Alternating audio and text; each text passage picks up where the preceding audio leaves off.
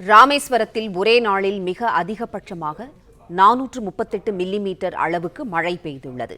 இது குறித்த தகவல்களை தருகிறார் நமது செய்தியாளர் பிரபுராவ். பிரபுராவ், வணக்கம். ராமேஸ்வரத்தில் ஒரே நாளில் மிக அதிகபட்சமான அளவுக்கு மழை பெய்துள்ளது. இது குறித்த விவரங்களை சொல்லுங்க பிரபுராவ்.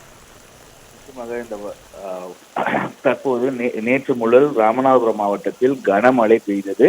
குறிப்பாக பாம்பனில் ஏற்பட்ட அந்த மேக வெடிப்பு காரணமாக நேற்று முழுவதும் அந்த பகுதியான, அதாவது பாம்பன், மண்டபம், தங்கச்சிமடம், ராமேஸ்வரம் உள்ளிட்ட பகுதிகளில் தொடர்ந்து கனமழை கொட்டி தீர்த்தது. இந்நிலையில் இன்று ராமநாதபுரம் மாவட்ட நிர்வாகம் சார்பில் வெளியிட்டுள்ள அந்த செய்தி குறிப்பின் அடிப்படையில் ராமநாதபுரத்தில் 125 மில்லிமீட்டரும், மண்டபத்தில் 271 மில்லிமீட்டரும், ராமேஸ்வரத்தில் 438 மில்லிமீட்டரும், பாம்பனில் 280 மில்லிமீட்டரும், அதே போல் தங்கச்சி மடத்தில் 338 மில்லிமீட்டரும் அதிகபட்சமாக மழை பெய்ததாக சொல்லப்படுது. அதிலும் குறிப்பாக ராமேஸ்வரத்தில் நேற்று ஒரே நாளில் 438 மில்லிமீட்டர் மழை பதிவாகியுள்ளது.